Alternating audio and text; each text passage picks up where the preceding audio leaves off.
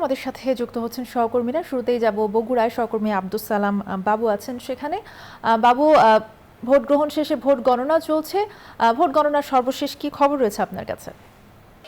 বগুড়া সদর উপজেলার 151টি কেন্দ্রে শান্তিপূর্ণ পরিবেশেই ভোট গ্রহণ হয়েছে এবং কোনো ধরনের অপ্রীতিকর ঘটনা ছাড়াই সকাল 7:30 থেকে বিকেল 4:30 পর্যন্ত একটানা ভোট গ্রহণ শেষে এখন ভোট কেন্দ্রে গণনা শুরু হয়েছে এবং ভোটের ফলাফলের অপেক্ষায় রয়েছে দলীয় নেতাকর্মীরা। আমরা রয়েছি বগুড়া সরকারি আজিজ হক কলেজ কেন্দ্রে, যেখানে কেন্দ্রের ভিতরে একটি রুমে প্রিজাইডিং অফিসার এবং পোলিং এজেন্টরা তারা রয়েছেন, তারা ভোটের ফলাফল ভোট গণনা করছেন। আমরা জানতে পেরেছি যে শহরের চাইতে ইউনিয়ন পর্যায়ে যে ভোট গ্রহণ সেখানে একটু পার্সেন্টেজ বেশি, কোনো ইউনিয়নে 50%, 55% পর্যন্ত ভোটাধিকার প্রয়োগ করছে। তবে শহরের কেন্দ্রগুলোতে 35, 38, কোথাও 30% ভোটাধিকার প্রয়োগ হয়েছেন।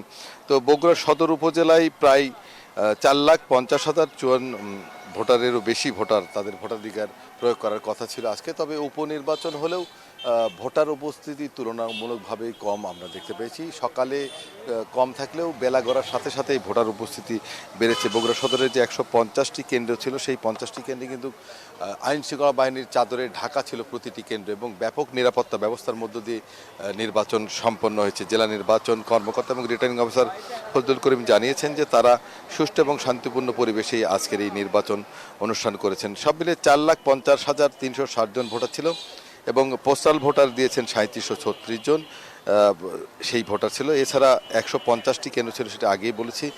এই সদর উপজেলার শহর এবং 21টি ওয়ার্ড ছিল। এর পাশাপাশি 11টি ইউনিয়ন মিলেই এই সদর আসন 41 বগুড়া 6 আসন, যেটি বিএনপি চেয়ারম্যান প্রধানমন্ত্রী তারেক রহমান এখান থেকে নির্বাচিত হয়েছিলেন। তিনি ছেড়ে দেওয়ার কারণে এই আসনটি শূন্য হয়েছিল। তো সেখানে আজকে নির্বাচন হয়েছে। এই নির্বাচনে বিএনপি থেকে রেজাউল করিম বাদশা, জামাত ইসলামী থেকে আবিদুর রহমান সোহেল এবং বাংলাদেশ ডেভেলপমেন্ট পার্টি থেকে আলামিন তালুকদার প্রতিদ্বন্দ্বিতা করেছেন। নির্বাচনে ভোট গ্রহণের জন্য 2,655 জন কর্মকর্তা দায়িত্ব পালন করছেন।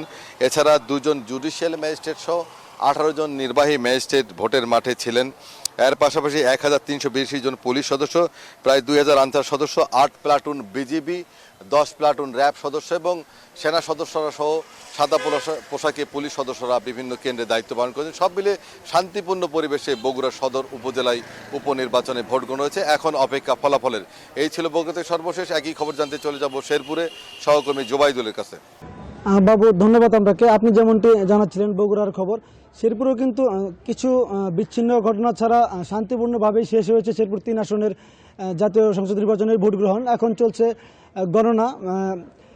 ভোট গ্রহণ শেষে কিন্তু ভোটের যে ভোট বাক্সগুলো, ব্যালট বাক্সগুলো ছিল সেগুলো কিন্তু তারা একটি কক্ষে জড়ো করে সেগুলো গণনা শুরু করেছেন এবং ব্যালট বাক্স তারা বাছাই করে তারা বৈধ ভোট এবং বাতিল ভোটগুলো আলাদা করছেন। অথবা কিছুক্ষণের মধ্যে ফলাফল জানা যাবে। আমি যদি একটু জানাই, এই ভোট গ্রহণকে কেন্দ্র করে কিন্তু নির্বাচন কমিশন ব্যাপক নিরাপত্তা ব্যবস্থা গ্রহণ করেছিল। এই আসনে মোট 16 প্লাটুন বিজিবি মোতায়েন করা হয়েছিল, 1700 জন আনসার এবং প্রায় 1300 পুলিশ কিন্তু দায়িত্ব পালন করেছে নির্বাচনটি সুষ্ঠুভাবে সম্পন্ন করার জন্য। এছাড়া কিন্তু 32টি স্ট্রাইকিং ফোর্স ছিল পুলিশের এবং র্যাবের টহল টিম ছিল 14টি। এছাড়া 2 জন জুডিশিয়াল ম্যাজিস্ট্রেট এবং 14 জন কিন্তু নির্বাহী ম্যাজিস্ট্রেট এই নির্বাচনের দায়িত্ব পালন করেছেন।